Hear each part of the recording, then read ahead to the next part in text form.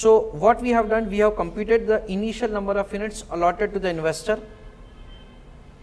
then taking into account the number of units into face value into rate of dividend, amount of dividend आएगा divided by NAV, तो additional units आएगा, and so on calculation करते करते करते हमारे पास इतने number of units होंगे जब हम लोग इन्वेस्टमेंट रिडीम करेंगे। Redemption value of the investment है हमारे पास और ये रिडम्पशन वैल्यू आ गया।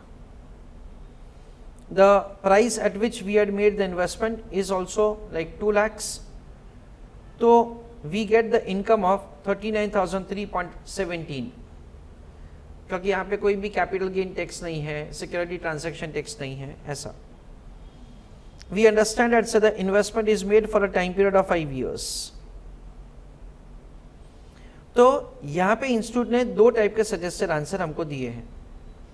एक उन्होंने क्या बोला कि देखो आप है ना सिंपल ये जो फॉर्मूला है सिंपल रिटर्न का वो यहाँ पे अप्लाई कर सकते हैं, income divide by investment into 12 divide by n into 100, ऐसा हम लोग कर सकते हैं।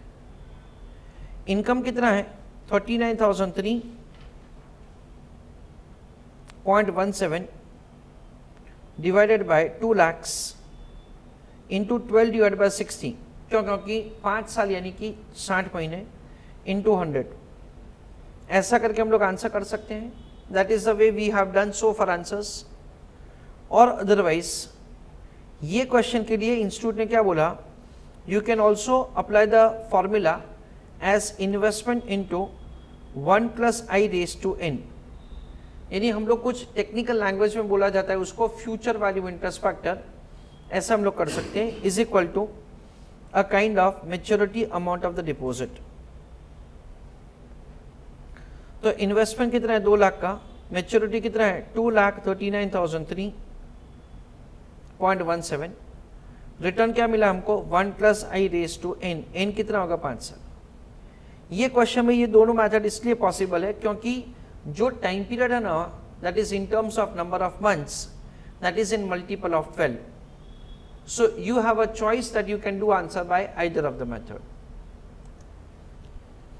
अगेन ये रेज टू 5 होने की वजह से हम लोग सिंपली इसको कैलकुलेटर पे नहीं कर सकते, हमको क्या करना पड़ेगा, ट्रायल एंड एरर मेथड करना पड़ेगा, and with that say we are required to make the calculation of answer.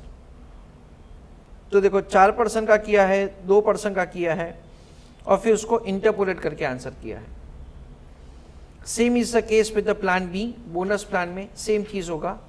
This is the income, तो आप इफेक्टिव यील्ड के लिए ऐसा वर्किंग कर सकते हैं जो कि एक्सेप्टेबल है, या तो फिर आप क्या कर सकते हो, you can apply the formula wherein like the future value interest factor is calculated, and both methods are acceptable from examination point of view.